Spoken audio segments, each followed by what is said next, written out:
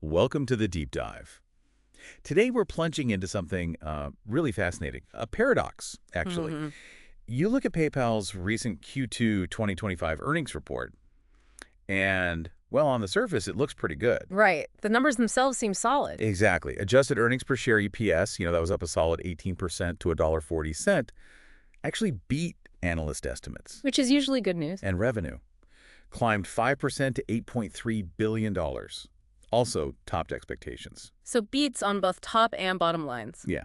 Yet despite all these positive figures, the stock just plummeted, down 8.7% on the day. Ouch. Yeah, close at $71.45. So what is going on here? Okay, let's try and unpack Well, this. what's so interesting here is how the market reacts. It often tells a deeper story than just the headline numbers, doesn't it? Definitely. So this raises a big question for us. Why did investors react so negatively, especially when the company, seemingly delivered good news? So our mission in this deep dive for you is to go beyond that surface level. Let's understand the nuances, the reasons behind this market feeling, and see what the analysts and the metrics really tell us about where PayPal stands right now. Yeah, there's definitely more to it than meets the eye here. Yeah. So, okay, where do we start untangling this? What were the clear positives that, on their own should have made investors feel better? Well, you actually hit on some key ones already. They clearly beat expectations, like we said, top and bottom line.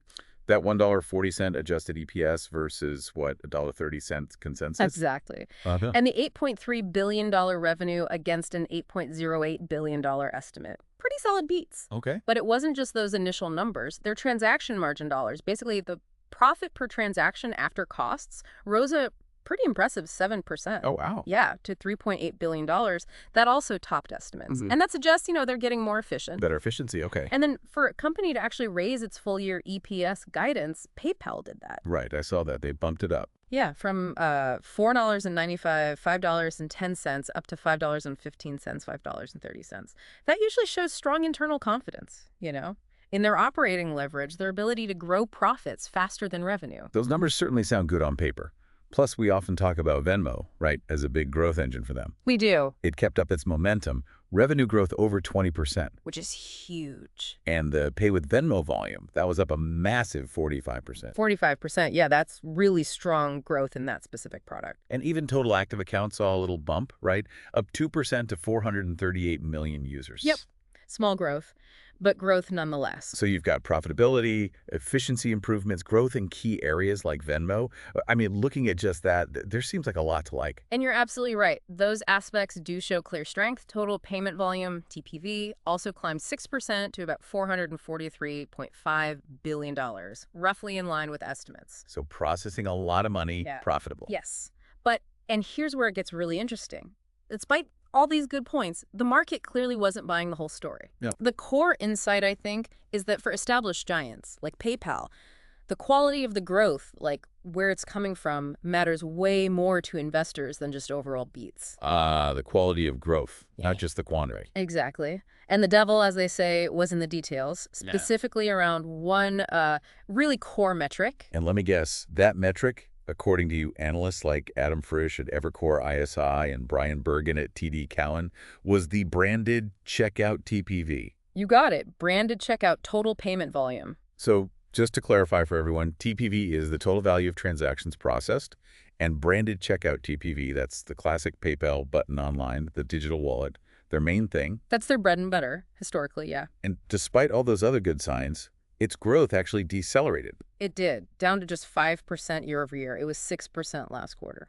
Okay, 5% might not sound like a disaster, but if that's your foundational highest margin business, That's the worry. That's what Wall Street zoomed in on. it sounds like a huge focus. It really is. Frisch over at Evercore noted that while, 5% is consistent with PayPal's own guidance, they said mid-single digits, it still took the shine off the other positives. Right. Because this branded checkout isn't just their traditional strength. It's historically their most profitable business. So the concern isn't just losing a bit of growth, it's about the erosion of the most valuable part. Precisely. It's about market share, sure, but also the foundation of their profitability. Analysts are flagging that PayPal keeps losing ground here. To competitors like Apple Pay, Google Pay, Uh-huh. the ones built into the phones. Exactly. They often offer a more seamless, sort of integrated checkout experience, less friction. And Andrew Jeffrey from William Blair highlighted this too, didn't he? Noted that online branded volume growth fell a full point sequentially. He did. And what's maybe even more telling, that 5% growth figure, it includes buy now, pay later. Which is growing much faster, right? Like Yeah. 20% plus volume expansion. Exactly. So if you strip out that faster growing BNPL piece, Then the core branded checkout is probably growing even slower than 5%, maybe significantly slower. that's the implication. It really makes you wonder if these other growth areas like Venmo debit or PayPal credit are they big enough yet to, as Frisch put it, move the needle? Good question.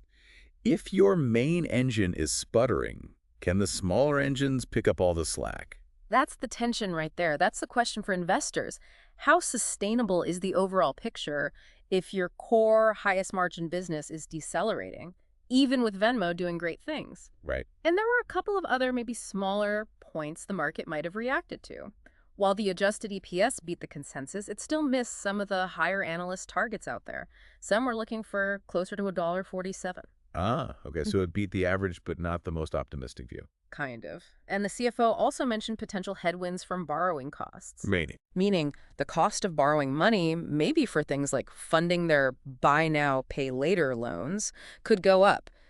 That could squeeze their profit margins a bit in the second half of the year, maybe by around $125 million, he warned. Okay, so add rising costs to the list of worries, potentially. It adds to that mixed picture, yeah. So it really is a very mixed sentiment then, almost a push and pull. PayPal's doing well on profits efficiency in some spots. Definitely executing there. But the market is laser-focused on the competition and the slowdown in what used to be their uncontested stronghold. That seems to be the story. Which explains why you see so many neutral ratings from analysts, Yeah. right? Even though the average rating is technically still a buy with a price target around $84. Exactly. It signals caution. It really has become what we often call a battleground stock. A battleground stock. That's a good description. What does that signal to you? It means there are strong arguments on both sides. Bulls and bears are really fighting it out. Investors see the underlying strengths, those improved transaction margins we talked about, the active accounts growing. 438 million users now. Right. But they also see the clear vulnerability in a really key growth area. The sentiment is just complex. Investors might be buying, but maybe cautiously, weighing the solid execution against these very real competitive threats in that critical branded checkout space. Okay, so let's recap the core tension we've sort of uncovered during this deep dive for you listening. On one hand, PayPal keeps showing consistent profitability. Yep, making money. They even raised their full-year EPS guidance, remember, to $5.30, demonstrating strong points like Venmo's momentum, over 20% revenue growth there. On a huge jump in pay with Venmo volume up 45%. Right. But at the very same time, we've seen these deep concerns about the core branded checkout business. The slowdown to 5% growth. Yeah, which raises really big questions about market share, especially with competition heating up so much. So what does this all mean for you as someone trying to understand this digital payment space? Well, if we try and connect this to the bigger picture, it really looks like PayPal is at a kind of crossroads. Crossroads. It's clearly, executing well on growing profitably, on being efficient.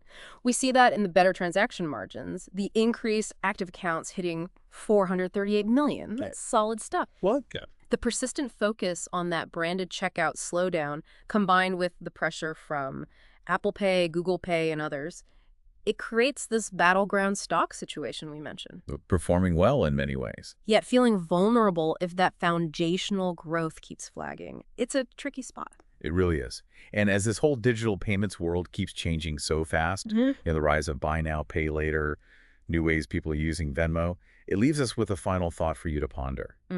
What do you think will be the next major disruptor, the next big thing that could really shift consumer loyalty and how we all pay for things? And maybe more importantly, how might that impact even the biggest, most established players out there, like PayPal?